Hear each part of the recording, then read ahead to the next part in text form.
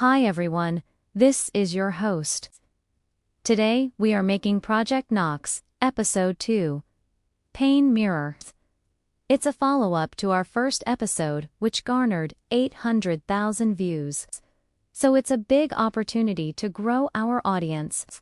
This script will take you through all the changes made based on community feedback, ways to ramp up the tension without relying solely on jump scares, and how to write a story that expands in each episode. If you're ready to dive into the project, I'm going to guide you through the entire process. All the links to downloads, music, sound effects, and a full voiceover rough cut are provided below. Before we dive into this project, let's quickly talk about how we made the first episode. I decided to go for a slow burn psychological horror style, where the fear comes from atmosphere and suspense, rather than sudden scary moments. For audio format, I chose a voiceover plus cinematic edit, which gives us a lot of flexibility. We only need visuals to set the scene, and do UNT rely on them to move the story forward. And for the story itself, I went for a classic horror trope, the haunted house. But flipped it so the monster is the house. That gave us a lot of creative freedom to imagine what makes that place terrifying. The ending leaves the story open-ended with a teaser for the next episode, showing there's more to come. So taking those elements into consideration, here's the breakdown for episode 2. To start, I wrote out the key points of the story, starting with the main question: what if your pain wasn't just inside you? The mirror was designed to heal people by reflecting their subconscious pain. But instead, it took that pain and made it real. That pain then took its own form, representing everything the subject wanted to forget. In this case, it was physical pain. I wanted to expand on the nature of that pain, because in the last episode it was implied to be psychological, and if the pain is mental, then it could be transferred to the mirror. But if it's physical, then it becomes a whole different story. Now that we have the concept, we can break down the plot points. Opening with a trigger image of the pain, and then showing the main character, Lena Voss. Age 27, survivor of trauma, volunteer for a secret therapy trial. The pain she suffered from is implied to be burns covering her entire body. We then transition to the present day where she's undergoing treatment. After the opening credits, Lena enters a room containing a large mirror on one wall. She sits in a chair and observes, but she's told not to speak. The mirror is part of a program called Project Knox, which aims to cure trauma by projecting the subconscious onto a reflective interface. But the mirror doesn't reflect the user's current state. Instead, it reflects the user's former state before they were broken. So Lena sees the healthy version of herself, the one she used to be. Each session, the mirror Lena grows more confident. She stops copying Lena and begins mocking her.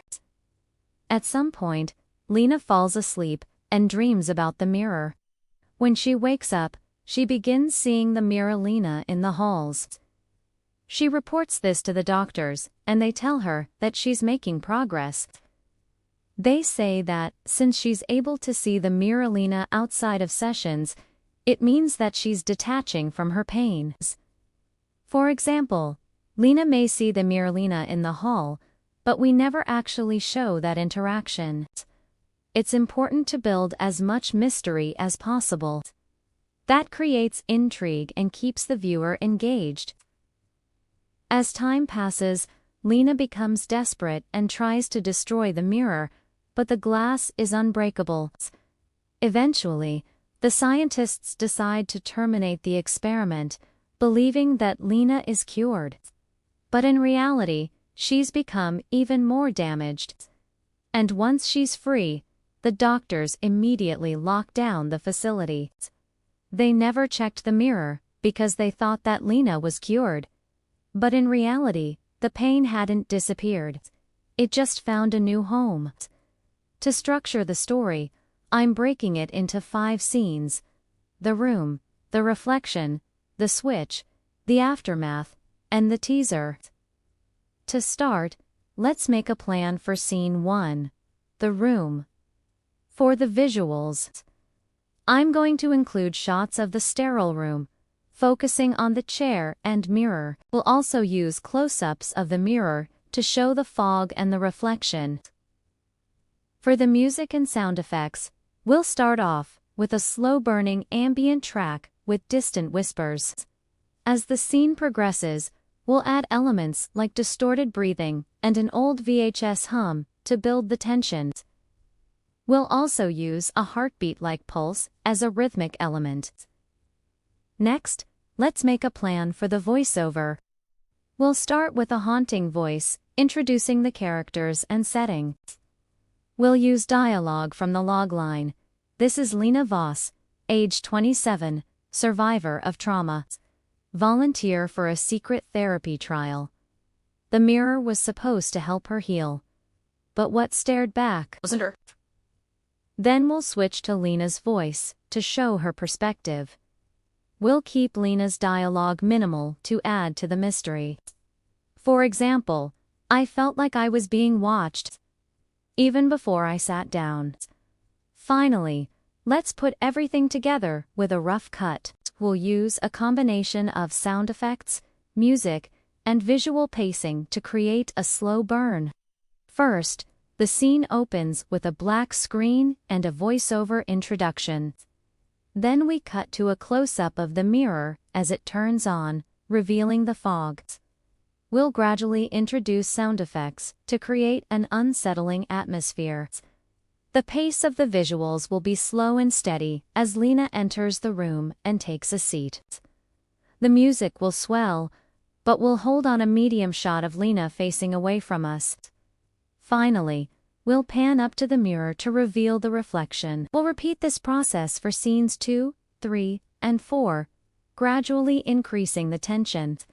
And for the ending, we'll leave it on a cliffhanger, with the reflection stepping out of the mirror and Lena trapped inside. Now that we have a solid foundation, let's bring everything together with a final mix. To do that, I'll use my preferred method, which is a mixing app. I'll drag in all the elements and arrange them on the timeline. I'll start by adjusting the levels and panning, then add crossfades where necessary. Next, I'll fine-tune the transitions between scenes by adding sound effects and music stings. Once I'm happy with the audio, I'll export the final mix and sync it with the visuals. For the visuals, I'll use my preferred editing software and start by arranging the shots on the timeline. I'll focus on creating smooth transitions and maintaining a steady pace. Once I'm happy with the visuals, I'll export the final edit and import it into the audio editing software. I'll then use the waveform view to sync the audio with the visuals and make any necessary adjustments. Finally, I'll export the final product, which will be a high-quality MP3 file that we can upload to various platforms. And there you have it. This is the second episode of Project Knox. Please give us your feedback in the comments section and tell us what you want to see in the third episode. Thank you very much for watching. Remember to subscribe for more amazing projects and stay tuned for the next one. Thanks again for watching.